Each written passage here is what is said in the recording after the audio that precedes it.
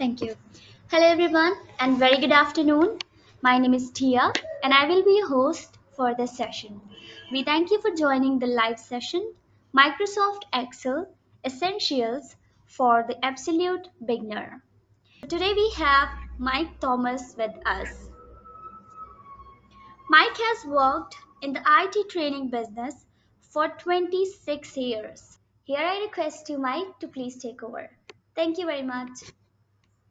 Thank you, Tia. Hello and welcome, everybody. So yes, a couple of things before we start. If you do want to put questions in, as Tia said, please just put questions into the chat. I'm happy to answer them if they're appropriate as we go along. Don't feel that you have to wait till the end of the session. The other thing is this session, although it's being called Excel Essentials for the Absolute Beginner, I am assuming that people who are attending this know the real basics. So you know what Excel is, you know what a spreadsheet is, you know how to navigate around cells, you know how to enter data into cells. So I'm not starting right at the beginning. I think these days there is an assumption that people at least know the real basics of Excel. If that's not true, put it in the chat, let me know, and I'm happy to take a step back, as it were, and go through the real basics. So what this session is a kind of tips and tricks for somebody who is pretty much a beginner, but knows the very basics, and it's kind of productivity tips and tricks to help you work faster and more efficiently. And the first trick I'm going to show you, or the first set of tricks I'm going to show you, is to do with data entry. So I'm going to show you a feature called autofill. Here I have a little spreadsheet set up. I'll actually zoom in so you can see it a little bit better. It's me setting up a 10-month Excel course where we cover one topic each month. So I want to have the months down here, January through to October, but I don't want to have to type in the names of the months. So what I can do is I can click in B3, place my mouse at the bottom right hand corner of B3, and my mouse pointer changes to a little black cross, and then drag the mouse down.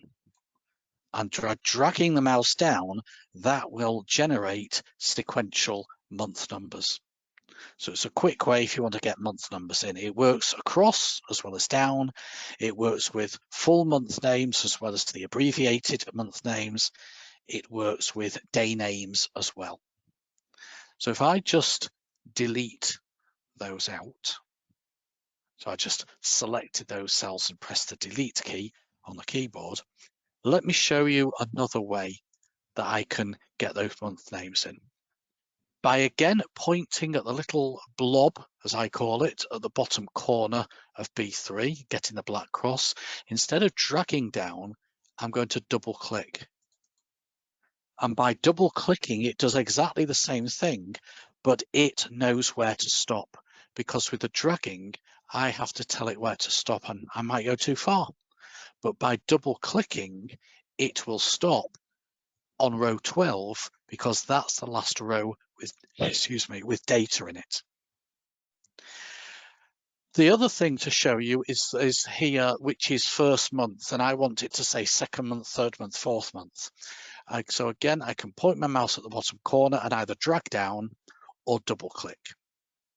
And what it does is it increments the first, second, third, fourth, but it keeps the month fixed. Now that month, that word month could be anything. It could be 1st May, which I know is nonsensical, but just shows you how it works like that. So it increments the first bit, but keeps the second bit fixed. So that's a nice little shortcut for you, autofill. Another feature along the same lines with a similar name is flash fill. Now, flash fill also is useful for automating data entry. So again, let me just zoom in a bit so you can see that better. What I want to do, make these columns a bit wider. If there's anything, by the way, that I do that you're not sure how to do, then just let me know, just put it in the chat. So I just realized I was making these columns wider and some people might not know how to do that. If you want to make a column wider, point your mouse at the dividing line between the two letters and just drag the mouse to the right. And the zoom that I was doing was down at the bottom here. It just lets you zoom in or zoom out, so you can make the whole, basically the whole screen bigger or smaller.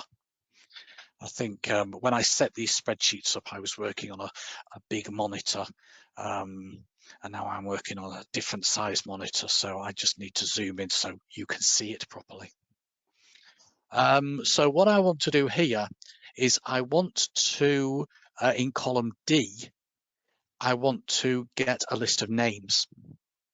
But the format I want to use is Mrs. space S full stop space Y's. Or to put it another way, I want to take what's in column A without the full stop at the end. I want to take the first character of what's in column B with a full stop and a space after it. And then I want to take what's in column C. So I've typed an example of what I want in column D. If I press enter, nothing particular happens, but I want it to repeat that pattern, not repeat the actual text. So if I was to grab hold of the bottom corner of D2 with a black cross and drag down, it copies. That's not what I want. So I'll just undo that. I want it to use that as a pattern, as an example. And here I want Ms. M. Swain, Ms. V. Rosenberger, and so on. To do that, I need to use a feature called Flash Fill. Now I can either go to Home, Fill, Flash Fill, which obviously is 3 clicks, but there's a nice little keyboard shortcut for Flash Fill, which is Control and E, E for Echo. So you'll place your cursor either on the cell that you've typed data in or directly underneath it and press Control and D. See what it does? It uses what I typed in as an example and generates the rest of the data for me. I'm going to delete those out and I'm going to do a different example. I'm going to do Susan space Wise,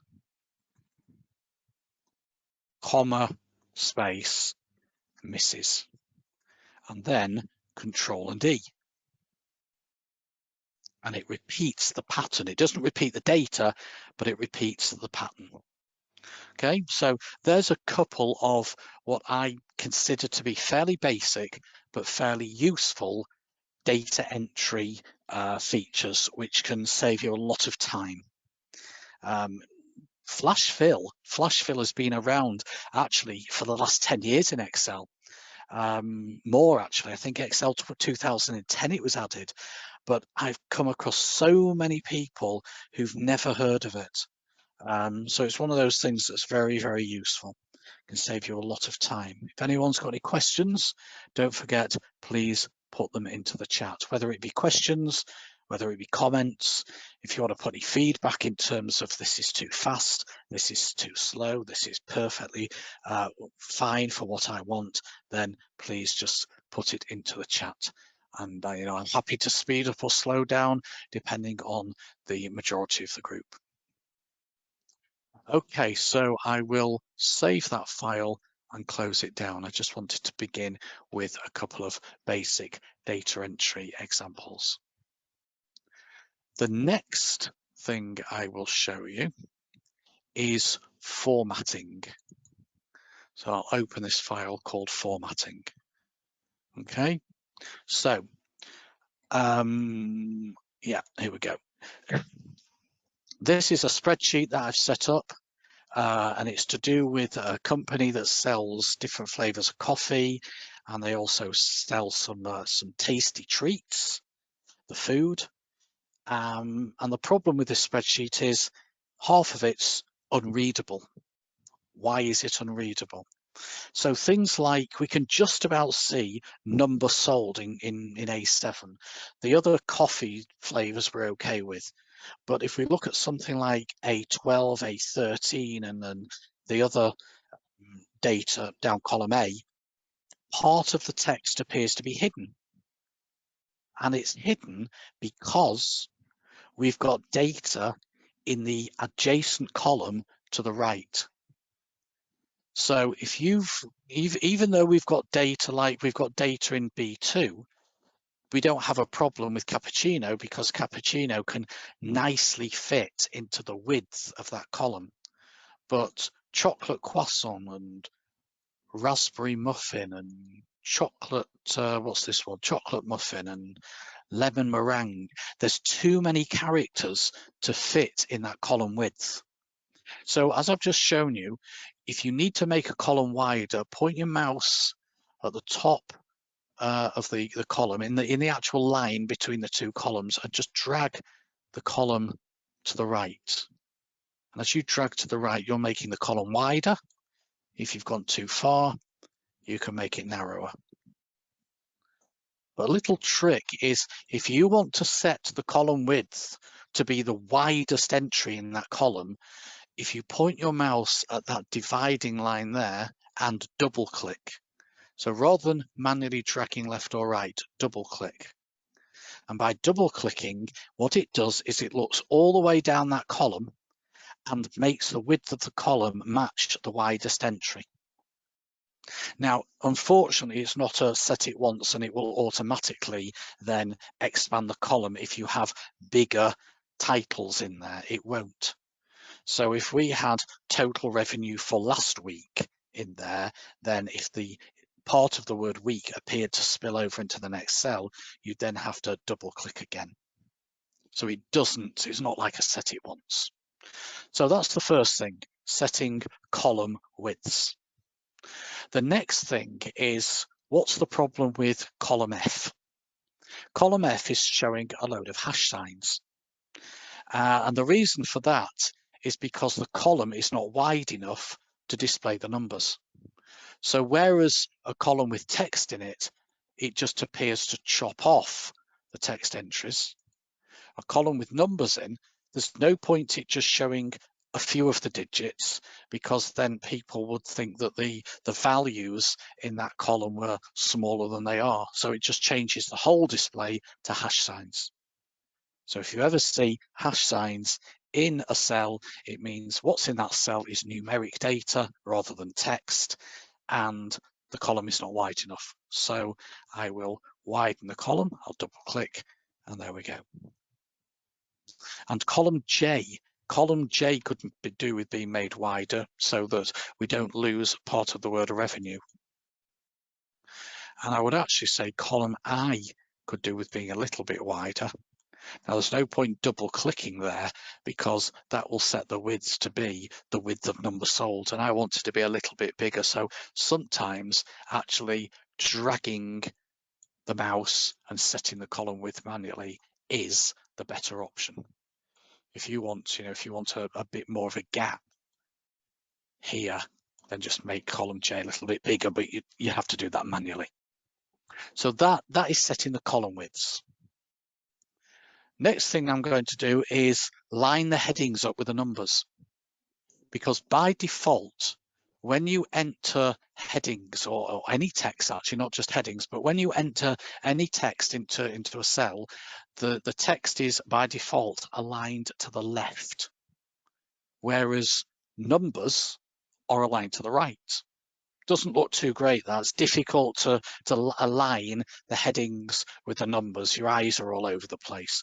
So I'm going to select B1 through to K1 and align those cells to the right. And the quickest way to do that is to, on the Home tab, go to the Alignment section, and we've got Align Right there.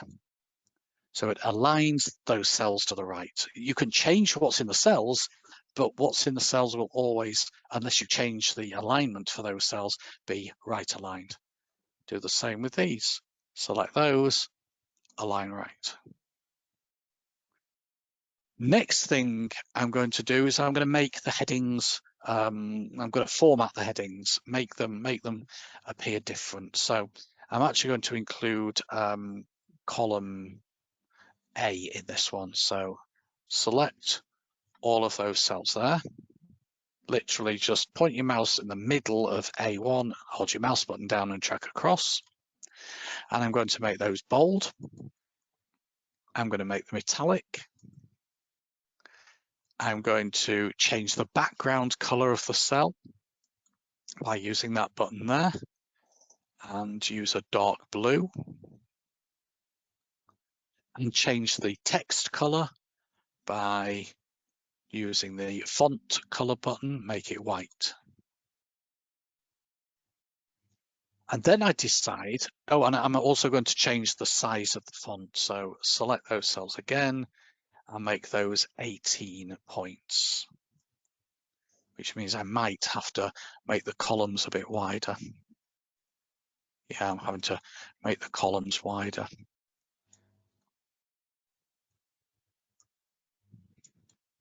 That'll do. Here we go. Okay, so what I've done is I've just changed the appearance of those cells. I then decide that I want to make those cells look exactly like those cells.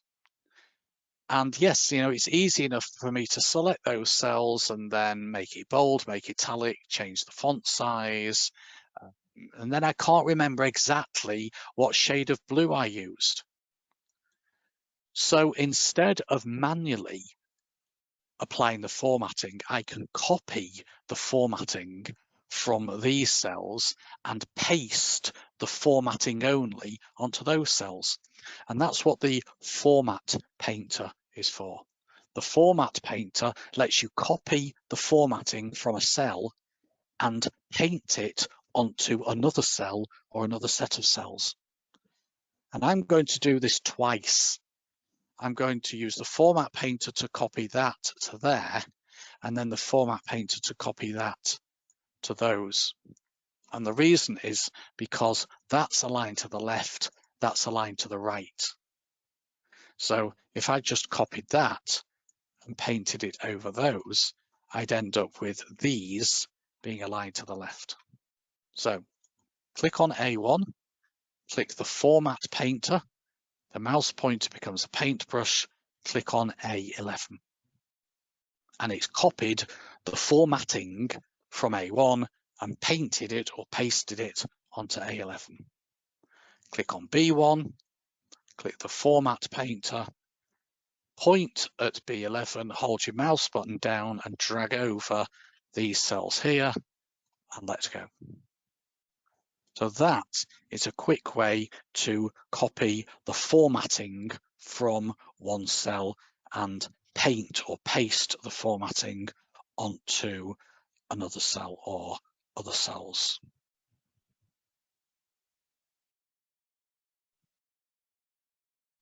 Do we have any questions?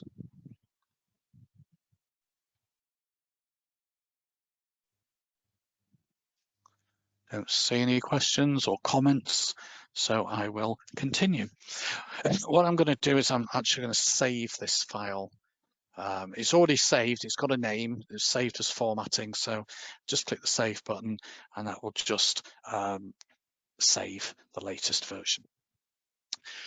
Okay, next thing I want to do is I want to apply currency formatting to these cells here. In fact, no, because these represent the number sold. Okay, so these aren't currency.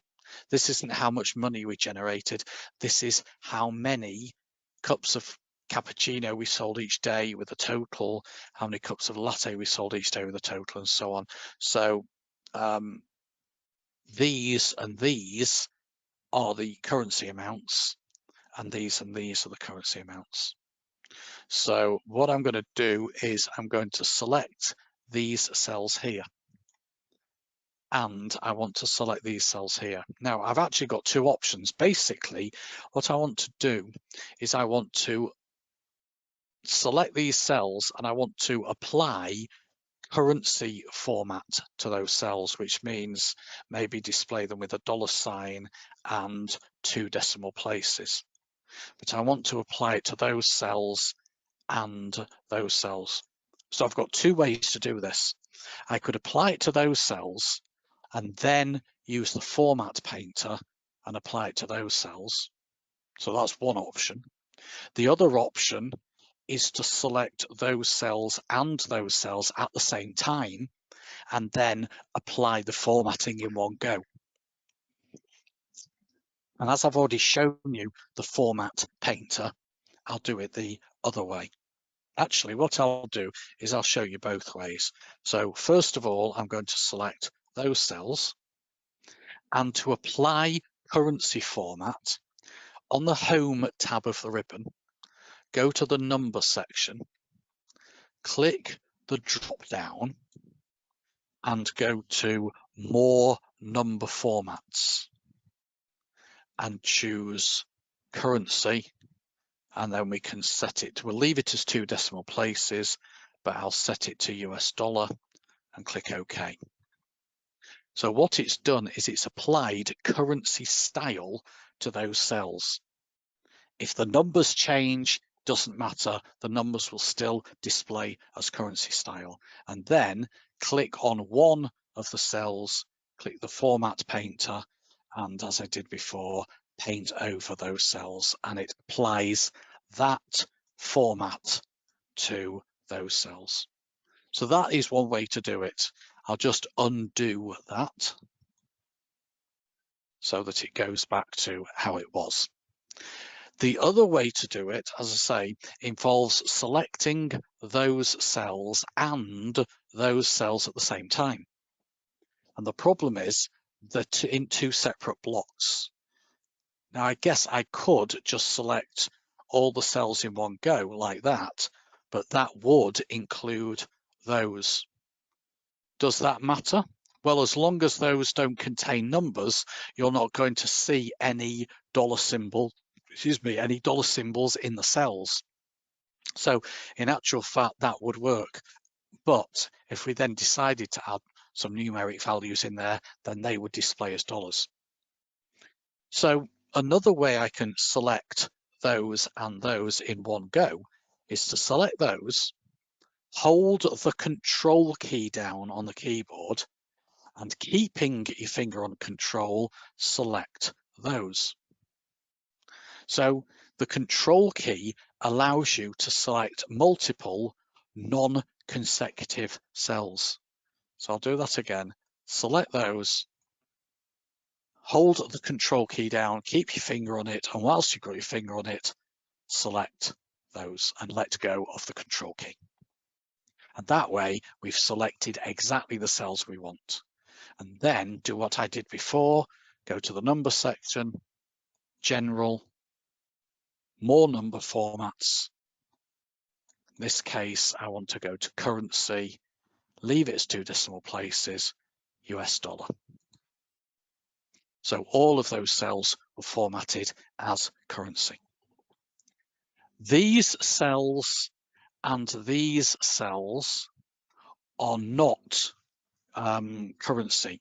They are just number of items sold. So how many cups of cappuccino did we sell? How many raspberry muffins did we sell?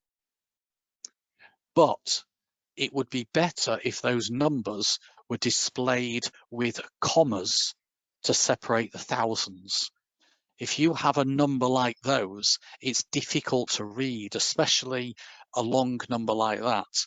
Is that 102 million? Or is it 10 million? Or is it 1 billion? It's difficult to tell unless you've got some comma formatting to split it up. So I'm going to select those, hold the control key down and select those,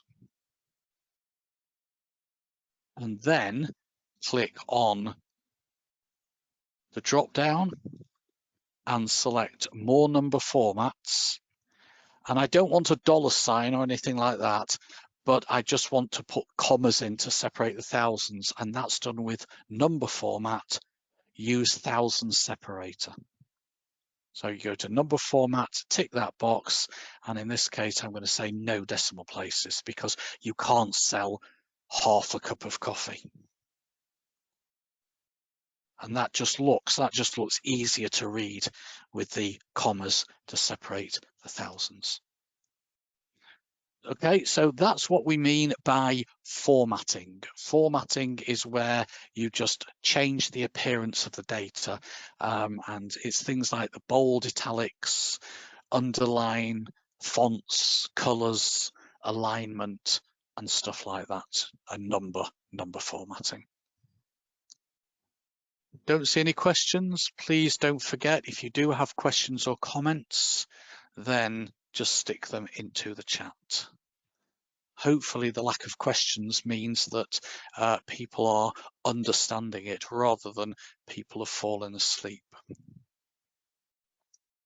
Okay, the next thing I'll move on to is what we call conditional formatting. So you know what formatting is? Formatting is where you can set the colors, the fonts, the appearance of the numbers, the alignment and stuff like that. It's all the stuff that we've just been talking about. Conditional formatting is where you apply formatting based on some condition or criteria. So as an example, let's go to this cell here. So that cell there is 105 million. It's just over 105 million.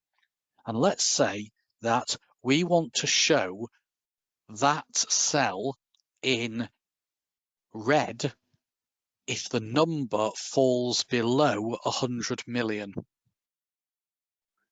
Okay, and we want to show in green if the number is 100 million or more.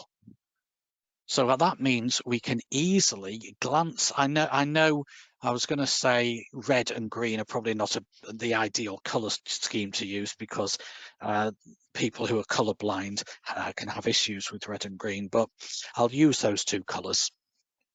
But I want it to show with a green background if the number is 100 million or more. Now, of course, you can set that yourself. You can look at the number and you can say, yes, it's over 100 million. So I'm going to change the background color of that cell to green. But let's say that some of these numbers changed and that dropped to under 100 million, then you'd have to change it to red. And I always find black text on red is not easy to read, so I would change the text color, say, to white. Makes it easy to read. Let's just undo that. But conditional formatting, it does it automatically.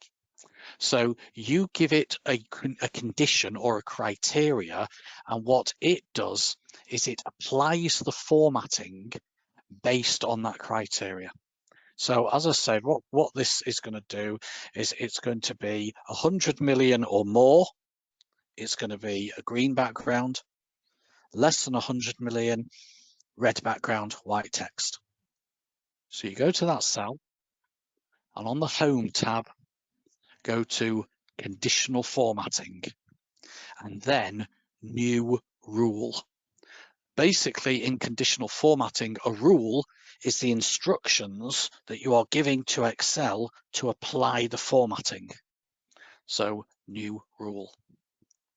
There are different types of rule, and in this example, we want to apply the format based on what is in the cell. So it's a rule based on what the cell contains. And if the cell value is less than 100 million, then, as I said, the format that I want to apply is red background, white text. So you click the format button, go to fill and choose red, go to font, go to color, choose white. Okay, so if the number in the cell is less than 100 million, apply that format and click OK.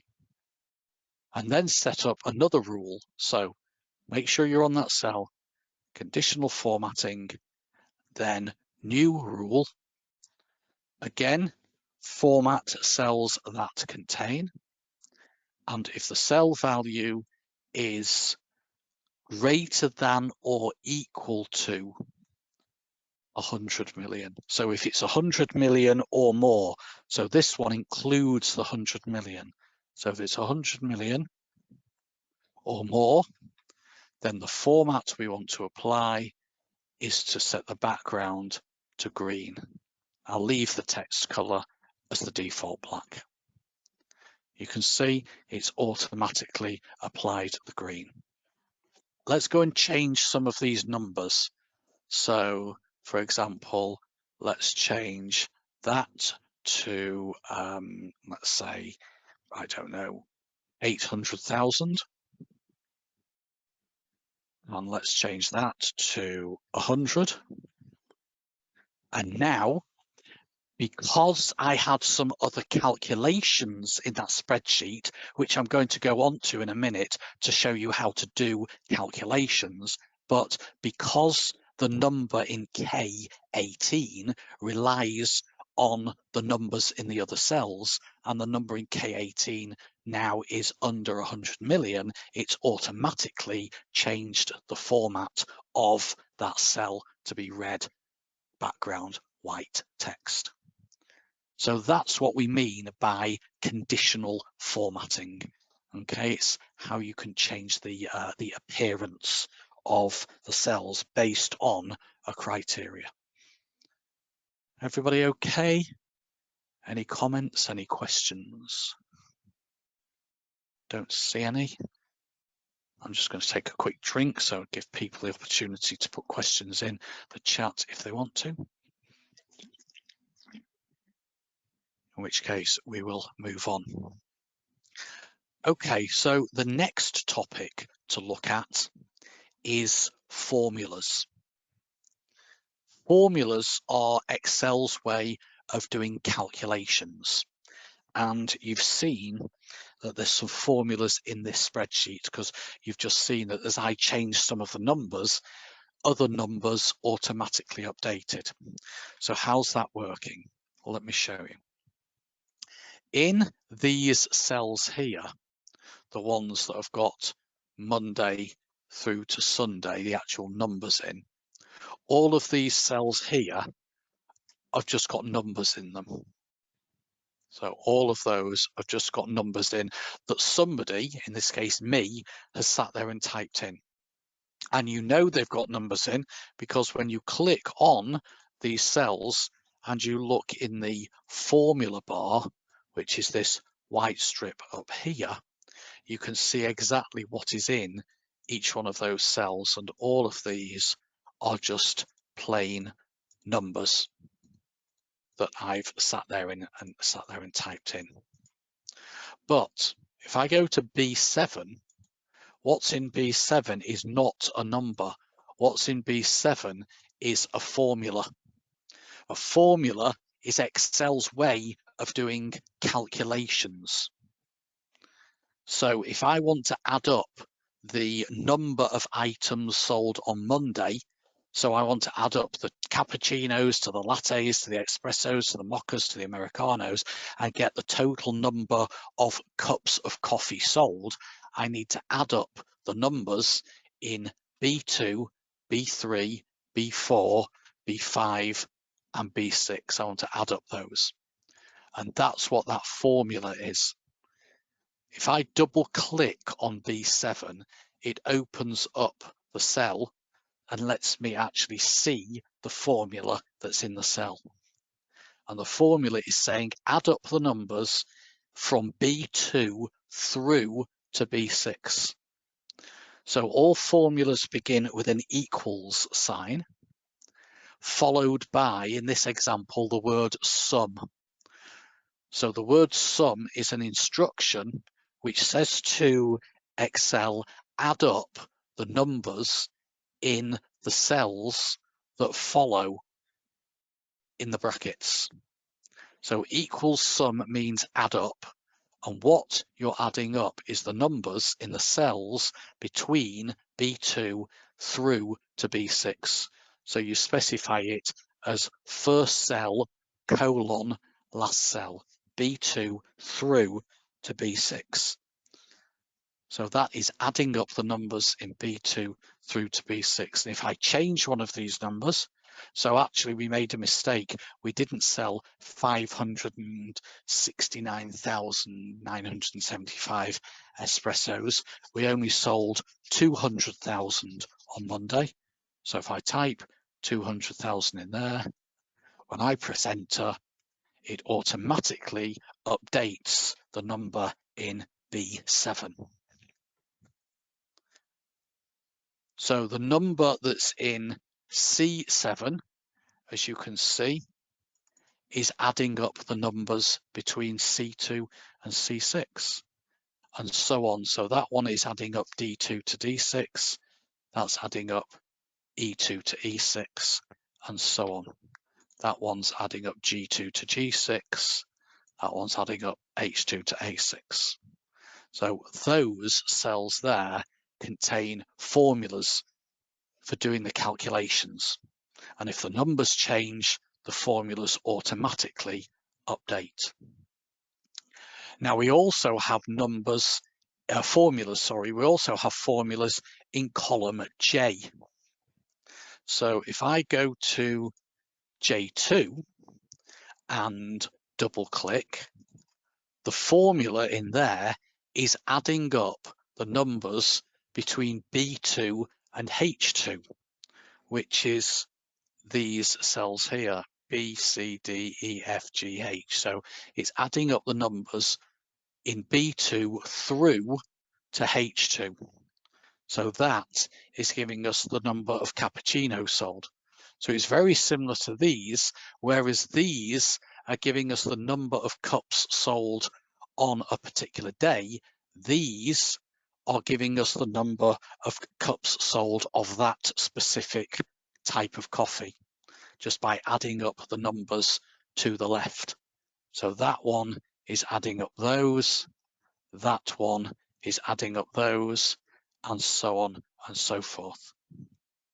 And then down at the bottom here, that one is adding up B7 to H7, so that one is adding up those. So that is actually the grand total. That is the total of totals. So that one is giving us 29 million, which is the overall total. Now this one here, that is the total revenue. And the total revenue is calculated as being, if you can see this here, J2 multiplied by L2. So that doesn't begin with equals sum. Equals sum is only used when you're adding up. So of course we were adding up those numbers and putting the total there. We were adding up those numbers and putting the total there. We were adding up those numbers and putting the total there. So when you want to add up a set of numbers, use equals sum, open brackets, first number, colon, last number. But to calculate the total revenue, you're not doing any addition. You're not doing an add calculation. You're doing a multiply calculation. So you don't have a function, you don't have a formula called equals multiply. So there we can't use equals sum. What we have to do is just do what we call a straightforward formula. So a formula begins with an equal sign, but I'm saying J2 multiplied by L2. And the reason it's J2 multiplied by L2 is because it's the number of cups of cappuccino sold and the cost of a cappuccino.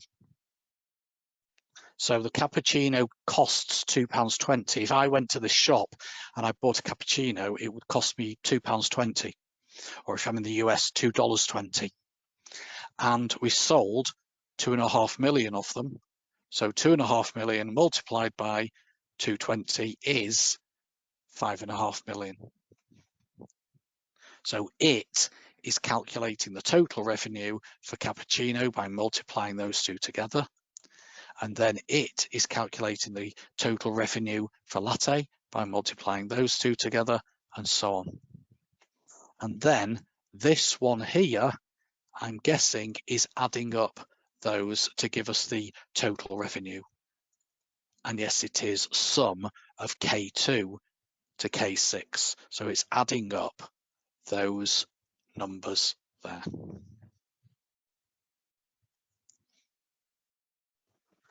Okay, any comments, any questions? I'm going to show you a bit more on formulas, but before I do, I just want to check if everyone's okay and if anyone's got anything specific they'd like me to cover in the time remaining that we've got.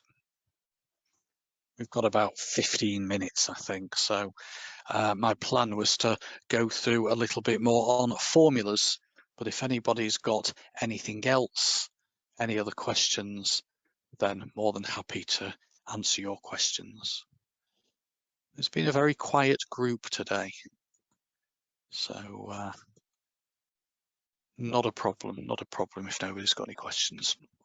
Right, I'm going to close this file down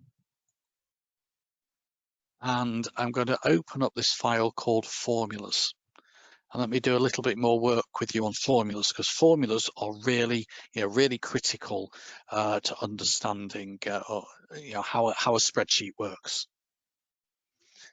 So here I have a very simple example where I'm buying something.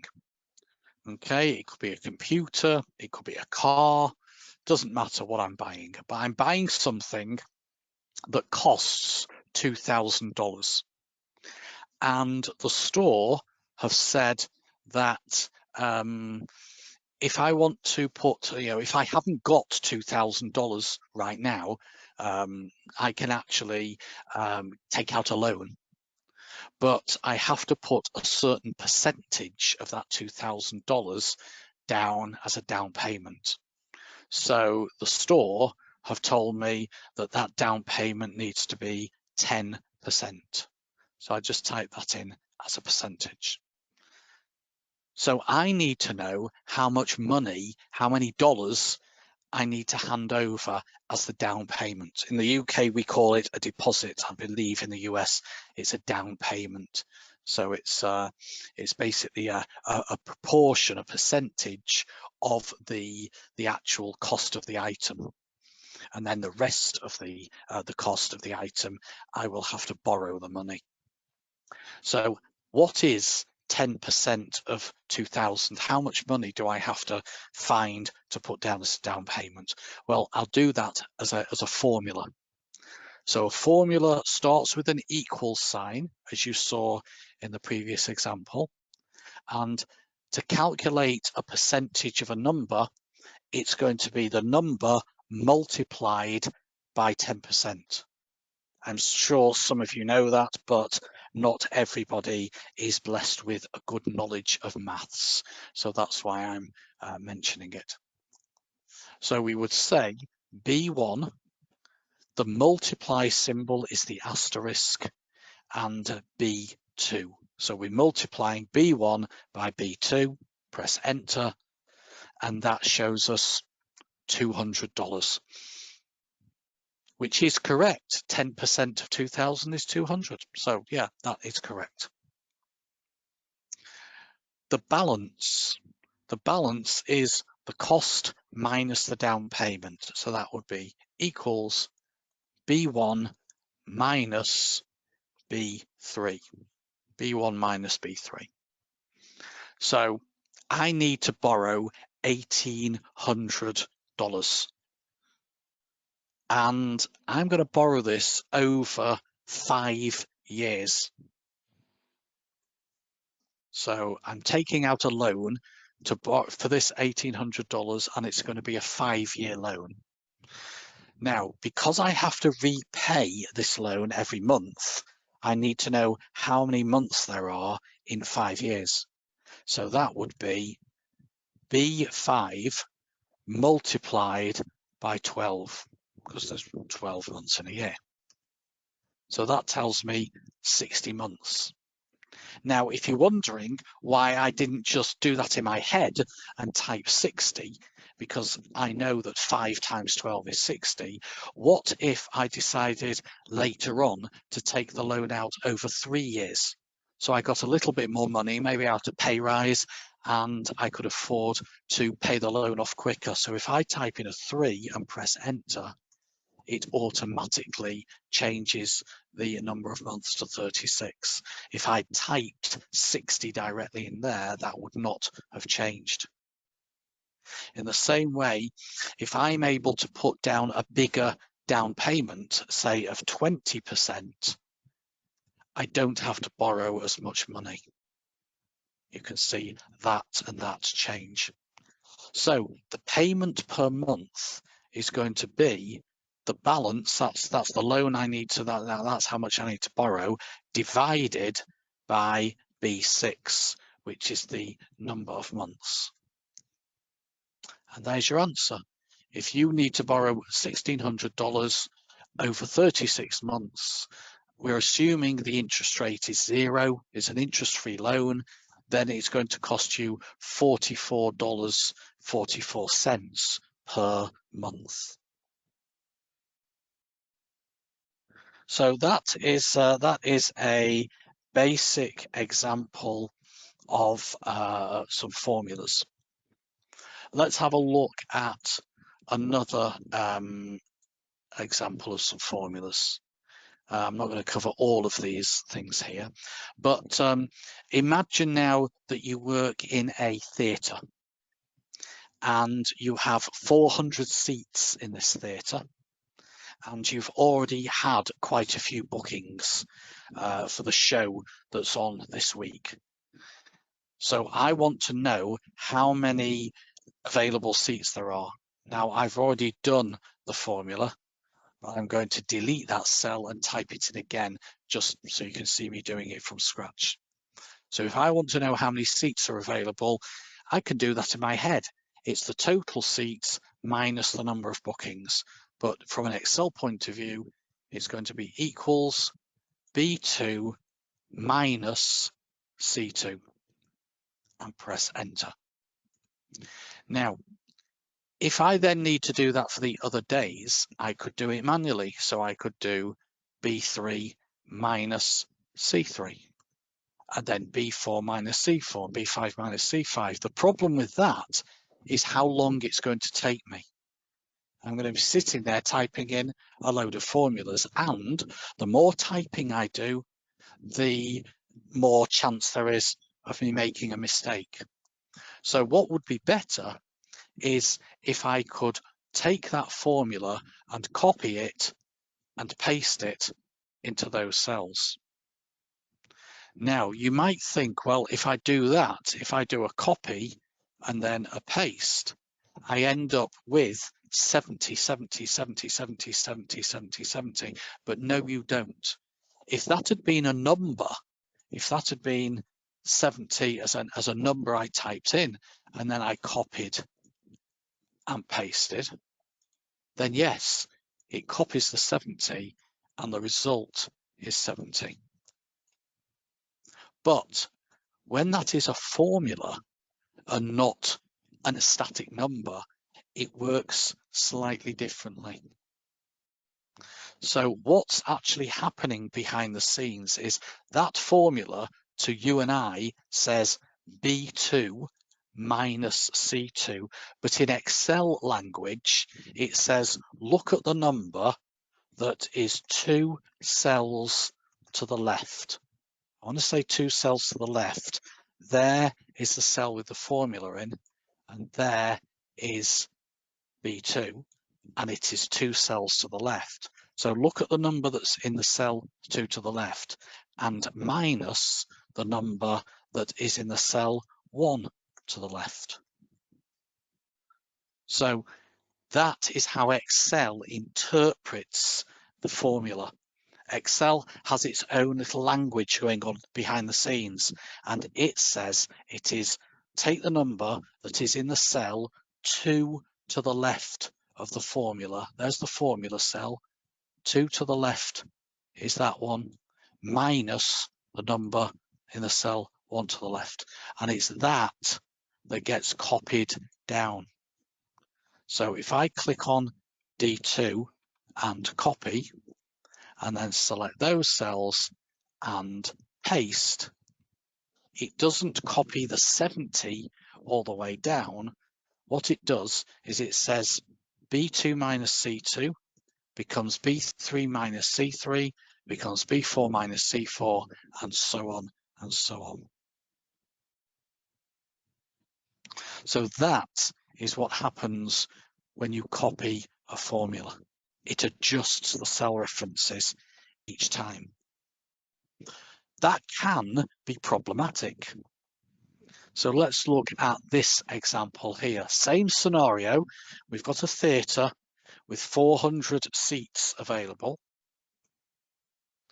And oops, and I'm going to delete that formula and input it from scratch. And I want to know for each day how many seats are left, how many seats are available for people to buy.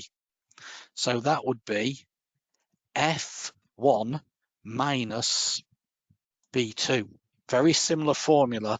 The difference here is I haven't put the 400 against each day, because to me that ends up with a less efficient spreadsheet.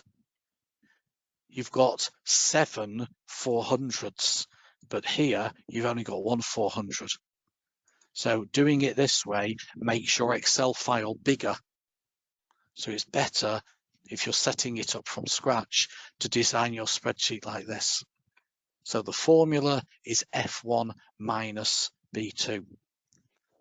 So when I copy that formula down, the problem we've got is that F1 is 3 to the right and 1 up. So compared to where the formula is, F1 is 3 to the right and 1 up. So when the formula gets copied to there, 3 to the right and 1 up is that cell there. And when the formula gets copied to there, 3 to the right and 1 up is that cell there. So if I just show you what would happen, if I copy that formula and select those cells and paste, I end up with the wrong answers. It's pretty obvious they're the wrong answers. You can't really have negative numbers in this situation.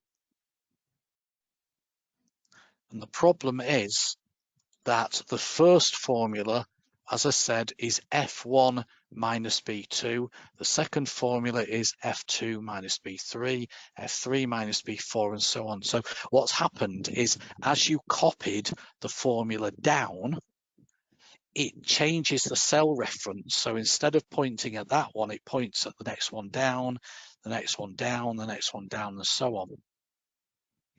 So what we need to do to fix that problem, okay, is this.